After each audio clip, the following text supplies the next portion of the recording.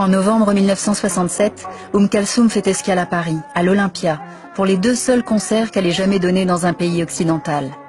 Conscient de la force symbolique de ce personnage, le général de Gaulle lui fait parvenir un télégramme chaleureux. « J'ai ressenti dans votre voix les vibrations de mon cœur et du cœur de tous les Français. » Lorsque, 8 jours avant, elle est descendue de l'avion au Bourget, ça s'est su comme une traînée de poudre dans Paris et la banlieue, et à ce moment-là, tout d'un coup, devant l'Olympia, pendant 2 jours, il y a eu une queue de 200 mètres de gens qui venaient, qui étaient prêts à payer n'importe quel tarif. On a eu des gens les plus extraordinaires, puisqu'il y avait un prince de l'Arabie Saoudite qui s'est déplacé en avion, il y a eu des charters qui venaient du Maroc, enfin c'était la folie pure. Et quand les 2 spectacles ont eu lieu, eh bien, les 2 spectacles étaient archi complets. Il faut situer un peu ces récitals qu'a donné Kalsoum à Paris dans le contexte de l'époque, c'est-à-dire la défaite arabe, très humiliante, traumatisante pour toutes les populations arabes. Et je suis allé à cause un peu de ce contexte. Et j'ai vraiment ressenti quelque chose de très très fort, cette communion qu'avaient tous ces Arabes de Paris et qui retrouvaient une sorte de sentiment de dignité, un sentiment d'unité face à ce traumatisme. On sentait que dans ce récital, l'enjeu dépassait de loin le côté musical. Je n'ai jamais vu aucun artiste avoir une... C'est même pas une ovation, c'est une dévotion. Une dévotion à ce point-là. Même les grands concerts de Prince, de Michael Jackson, ça n'a strictement rien à voir. Là, on est dans une chapelle, une chapelle extraordinairement populaire, extraordinairement chaleureuse. D'abord, il y a une notion de respect à l'égard de cet artiste.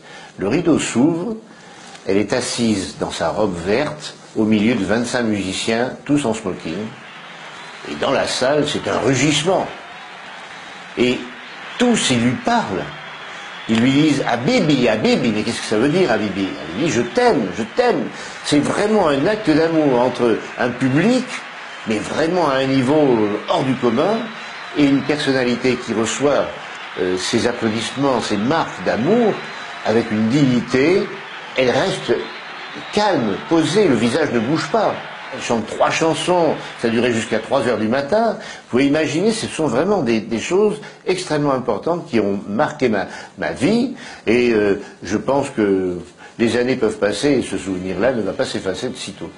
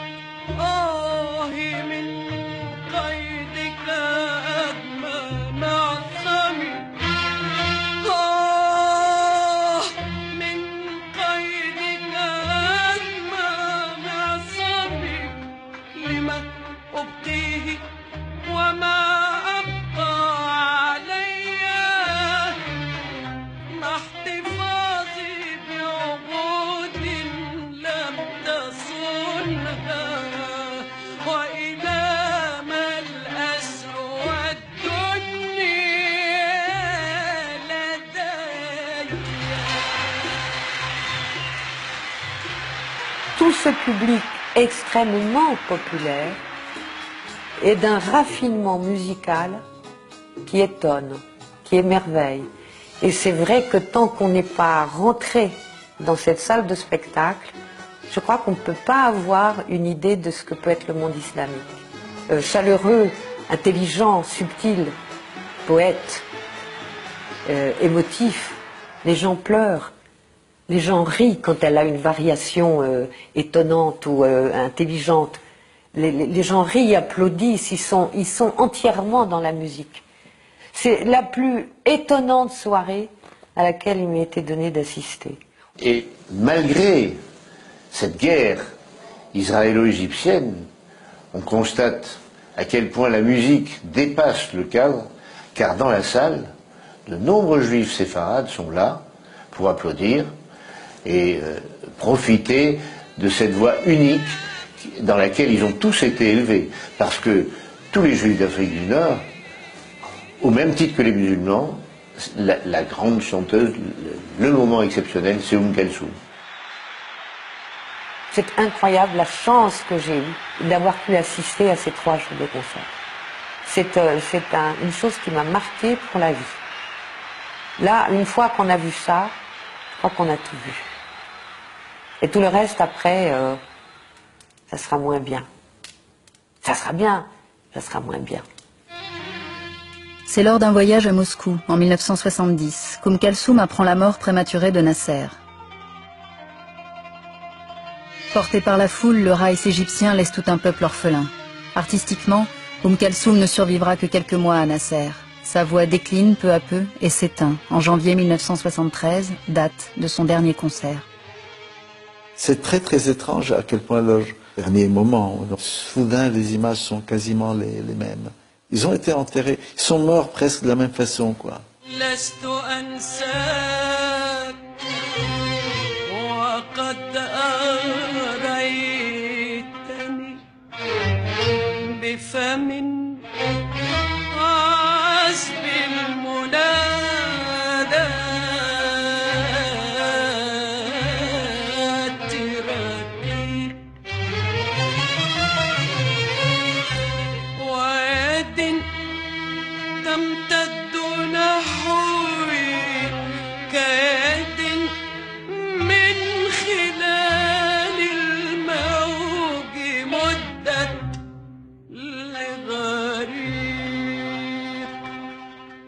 Son enterrement, c'était quelque chose d'absolument hallucinant.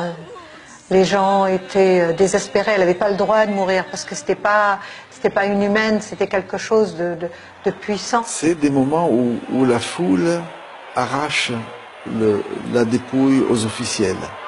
C'est-à-dire que la foule reprend possession de celui qui vient de partir. Comme un dernier acte pour dire, elle m'a appartenu, elle est à moi. Il y a une page qui a été tournée. Et ça, les foules le ressentent de façon presque intuitive, par leur tripes. La page qui est en train d'être tournée, on la retient quelques derniers instants. À sa mort, je me trouvais à Paris. Et un ami m'a demandé qui pourrait remplacer Kalsoum. Et moi j'ai répondu personne. Personne parce que quand le soleil s'est éteint, même la lune doit cesser de briller. شمس الأصيل شمس